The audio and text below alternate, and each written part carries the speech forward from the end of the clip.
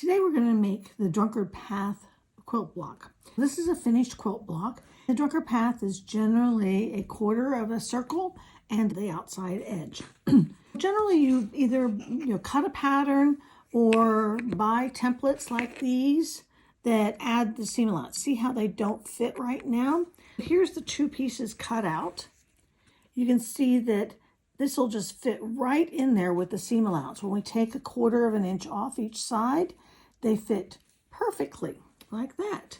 The best way to start doing it is first you cut out your pieces. I use a much smaller blade, like a 1-inch blade on my rotary cutter to be able to get in and around all of these curves with the fabric.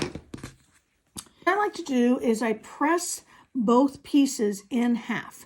You can see that makes it easier to be able to make sure that your centers are matched up.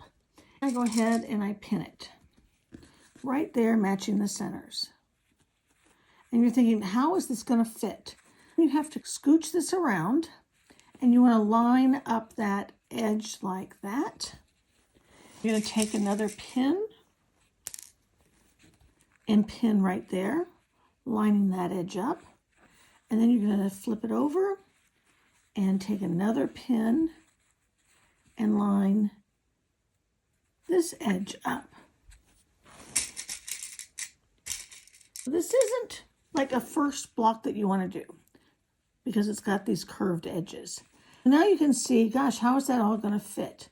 If you just carefully hold on to it and adjust it, everything falls into place.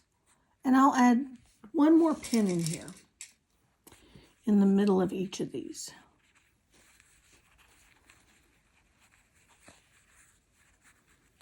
There we go.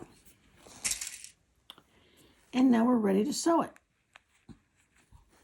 Here we are ready to sew. I've got my 1/4-inch foot on my sewing machine and I'm going to line it right up on that raw edge of the curve and take out this first pin.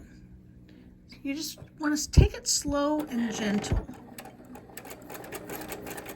and make sure that everything is nice and smooth. And you can use a stiletto like this just to make sure that everything is fit in there evenly, removing your pins as you go.